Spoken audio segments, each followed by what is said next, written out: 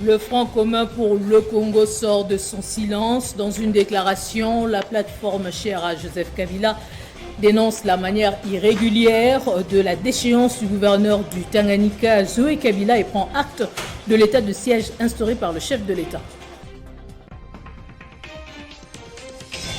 Dépôt ce mardi d'une motion de défiance contre le gouverneur de la province de Sankourou, Stéphane Koumadi. Il lui a reproché plusieurs griefs, dont principalement l'inconstitutionnalité de sa gouvernance. Lutte contre l'insécurité à Kinshasa, c'est la 5e vague de 330 inciviques dits Kuluna qui a pris l'avion ce matin quittant Kinshasa pour le centre de formation de Kanyama Kasese. Le journal, c'est maintenant et c'est sur Télé 50. Merci de nous suivre. Le Front commun pour le Congo a, dans une déclaration politique, dénoncé la manière irrégulière de la déchéance du gouverneur du Tanganyika, Zoé Kabila, et demande à la Cour constitutionnelle d'annuler cette décision qui risquerait, à l'en croire, de décrédibiliser la plus haute instance judiciaire du pays. Le FCC a en outre pris acte de la décision du président de la République de décréter l'état de siège dans les 2 provinces du Nord Kivu et Ituri et apporte leur soutien aux forces armées de la RDC.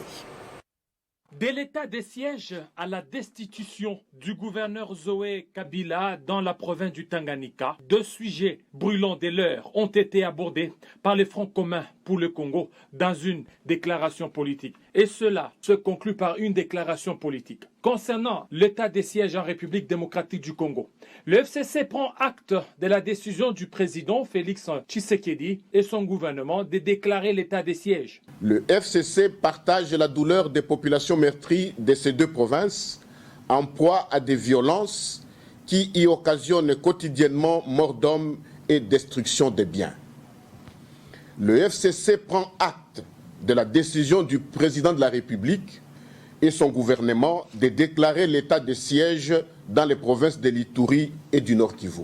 Il apporte son soutien multiforme aux forces armées de la République démocratique du Congo qui, comme elles ont eu à le démontrer contre le M23 notamment, sont capables de venir à bout des forces négatives pour autant que les moyens nécessaires soient mis à leur disposition et que, grâce à une politique favorisant le consensus national, elle bénéficie de l'appui unanime de la nation dans toute sa diversité. Autre sujet abordé par le Front commun pour le Congo au cours de cette réunion, c'est concernant la motion de censure contre le gouvernement provincial du Tanganyika. Le FCC note avec indignation que la boulimie de pouvoir et la conception autocratique de celui-ci qui caractérise l'union sacrée et l'amène à vouloir assujettir tous les Congolais et toutes les institutions de la République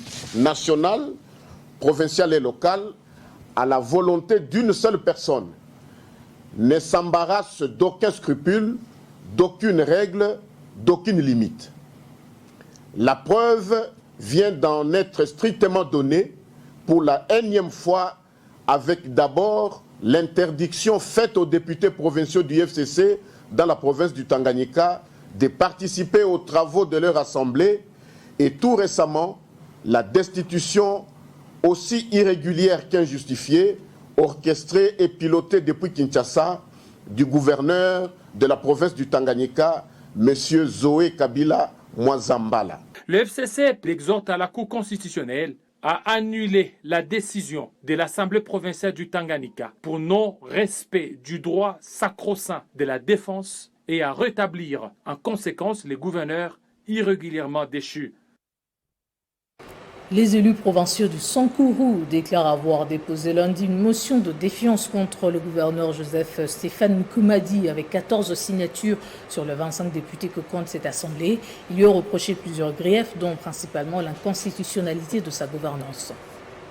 D'après ces députés provinciaux d'Issankourou, le gouverneur Moukoumadi n'a nullement rempli en 2 ans et demi depuis le début de la législature l'exigence constitutionnelle qui, en son article 198, alinéa 6, l'oblige de présenter le programme de son gouvernement à l'Assemblée provinciale. Le gouverneur, après la formation de son gouvernement, a refusé à des reprises de présenter son programme d'action à l'Assemblée provinciale afin d'obtenir l'investiture de ses membres et ses ministres.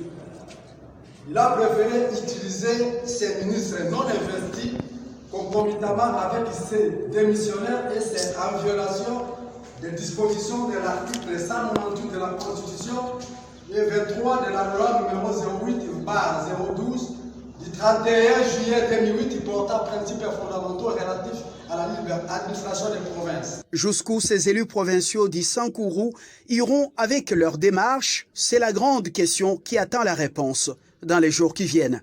Depuis Lusambo, le chef-lieu du Sankourou. Lutte contre l'insécurité à Kinshasa, c'est la 5e vague de 330 inciviques dits Kuluna qui a pris l'avion ce matin, quittant la capitale pour le centre de formation de Kanyama KCC. Le commissaire provincial de la police-ville de Kinshasa, Silvano Kasongo, et le commandant du service national, Jean-Pierre Kasongo, appellent la population quinoise à dénoncer ces Kuluna pour stabiliser la sécurité sur Kinshasa. Interpellés au nombre de 520 personnes, 330 étaient confirmés Kuluna car plusieurs fois arrêtés pour des infractions. Après identification, c'est ce matin qu'ils ont pris des camions Kama, direction l'aéroport international d'Ndjili où un avion est mis à leur disposition. Embarqués pour 1 heure de vol, ils sont bien arrivés à l'aéroport d'Ebi Pemba, à Mbujimaï. Merci Pena, mon continent, Fachi, président de la République. Merci en général.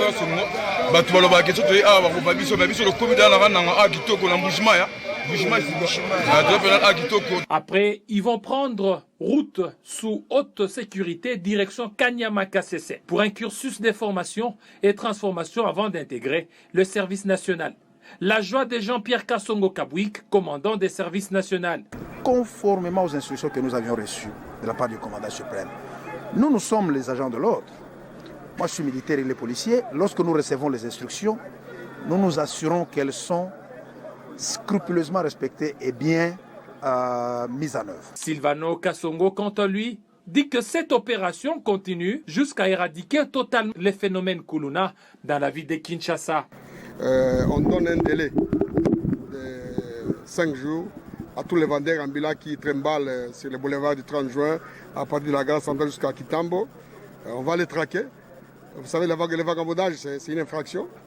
Il y aura des procès, on va les arrêter. Il y aura un procès et les prochains tours, ce sont eux qui vont aller à Kanyama KCC. Les habitants de la ville de Kinshasa sont appelés à coopérer avec la police pour dénoncer tout Kuluna pour que la sécurité soit assurée à tous. Réforme de la retraite des agents et fonctionnaires de l'État, le vice-premier ministre de la fonction publique tient à une fin de carrière digne. C'est dans ce cadre qu'il a visité le bâtiment de la CNSAP ce mardi à Limité 8e rue, vous allez voir, pour se rendre compte de l'avancement des travaux.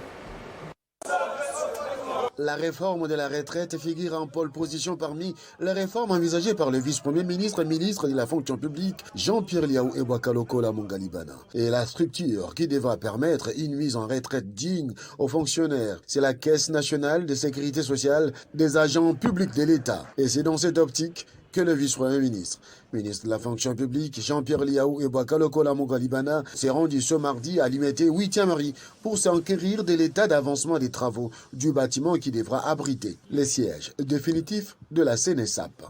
Le gouvernement que dirige le Premier ministre Samalou Konde est déterminé à faire améliorer sensiblement le régime de la retraite dans notre pays. C'est le souhait du président de la République lui-même. Nous ne pouvons pas prétendre à rajeunir l'administration publique sans passer par la case retraite. Pour nous, nous accordons dans le cadre de notre mission en tant que ministre sectoriel une place de choix à cette problématique. Et les chargés de mission a révélé ce qui devra être les sièges nationaux de la CNSAP. Au finish, ce sera 31 bureaux qui vont accueillir les services centraux de la CNSAP. Et au rez-de-chaussée, comme je l'ai expliqué, ce sera un centre d'accueil pour le contact avec le client qui sont les agents publics de l'État.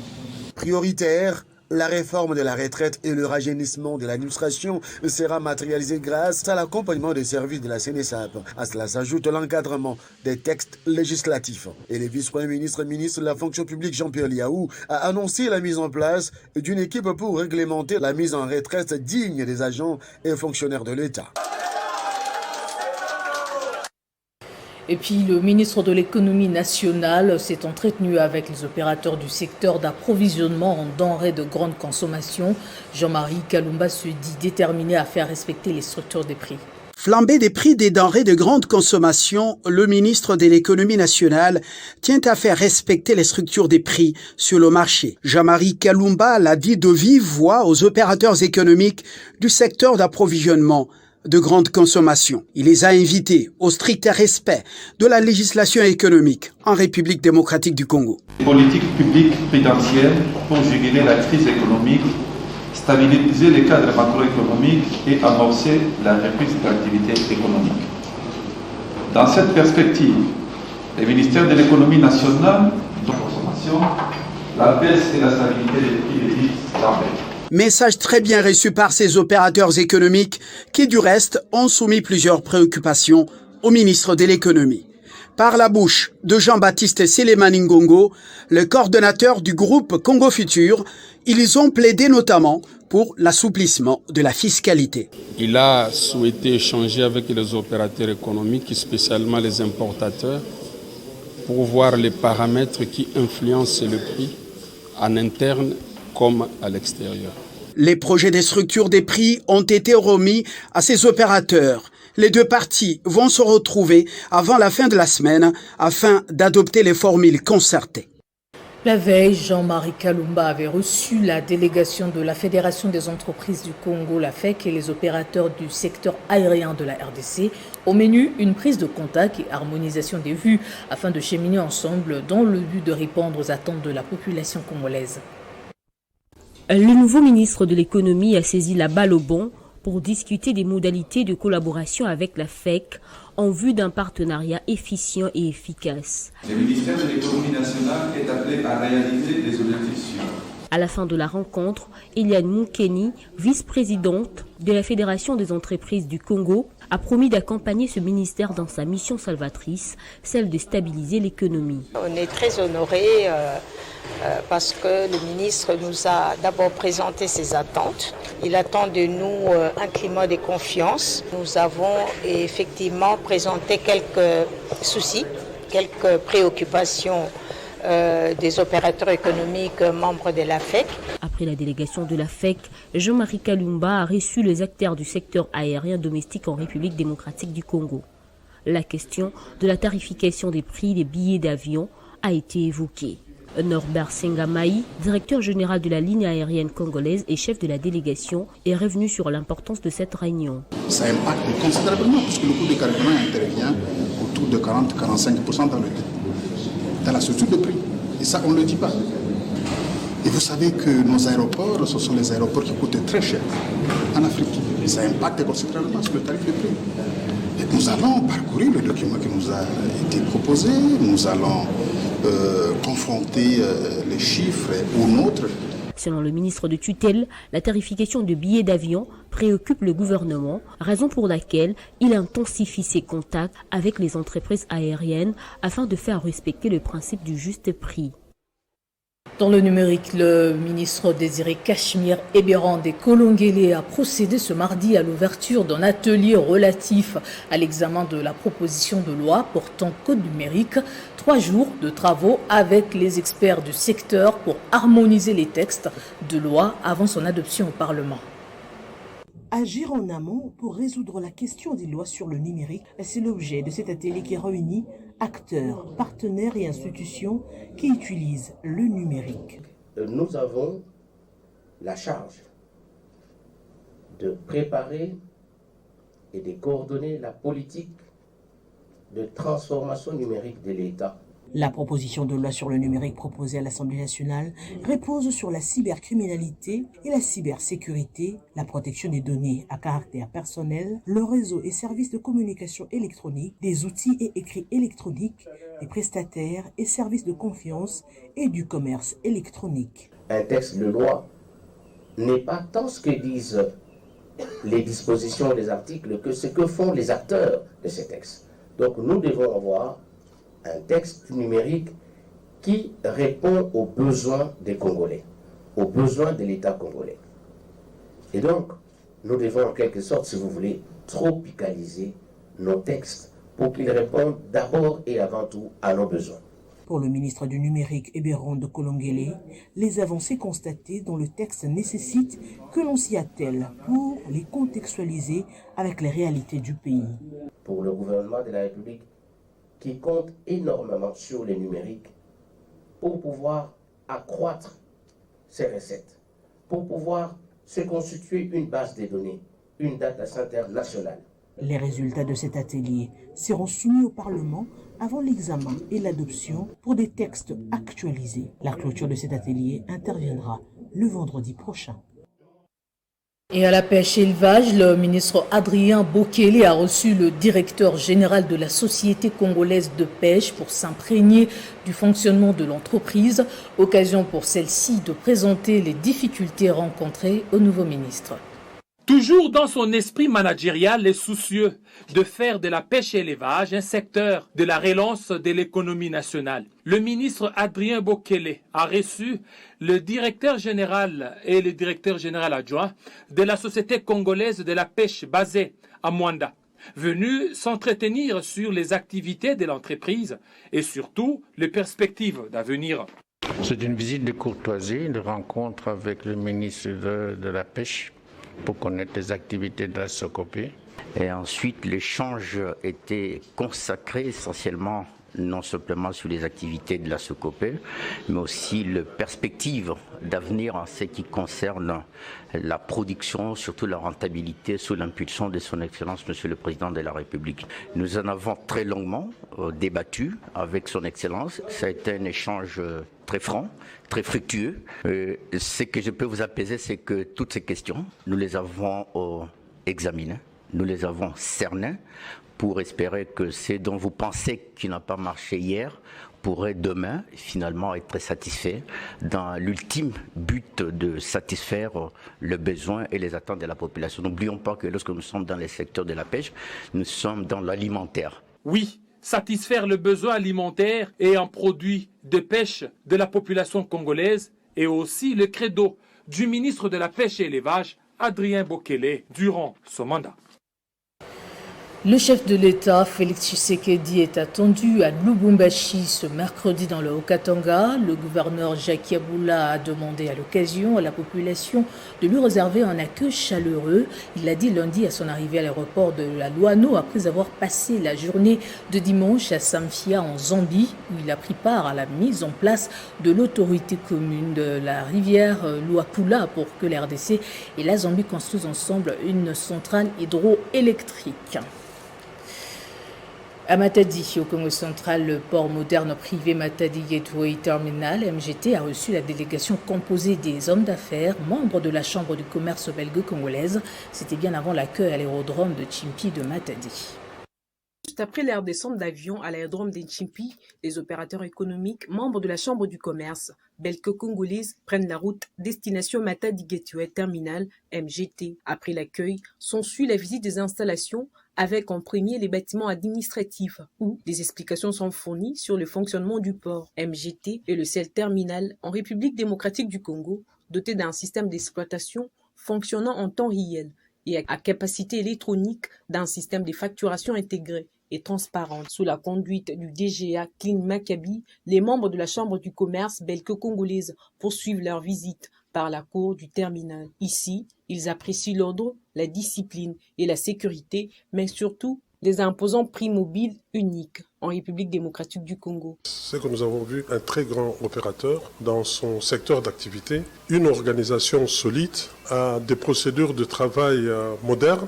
Mais en tout cas, c'était un grand plaisir de voir que sur la place Congo centrale, et particulièrement même du pays, que nous avons de tels opérateurs. C'est vraiment un très grand opérateur avec des indicateurs de performance qui nous ont démontré et qui méritent vraiment des félicitations. Et ça a été le cas d'ailleurs de tous nos membres. Pour nous, l'occasion de faire la promotion aussi de ceux qu'on a visités, parce que nous devenons en quelque sorte leur ambassadeur.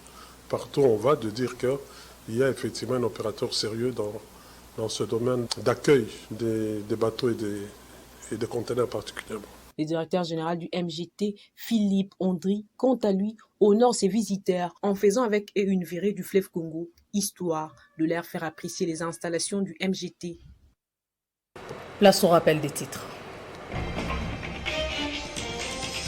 Le Front commun pour le Congo sort de son silence. Dans une déclaration, la plateforme chère à Joseph Kabila dénonce la manière dite irrégulière de la déchéance du gouverneur du Tanganyika, Zoé Kabila, et prend acte de l'état de siège instauré dans l'est du pays par Félix Tshisekedi.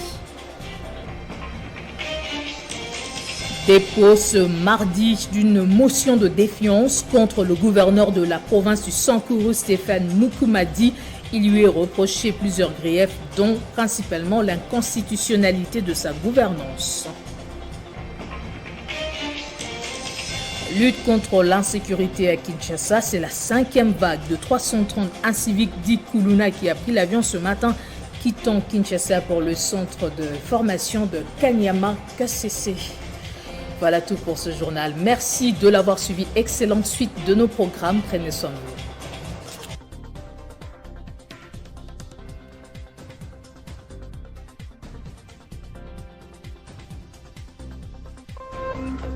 Téléchargez les infos Télé 50 sur www.télé50.cd.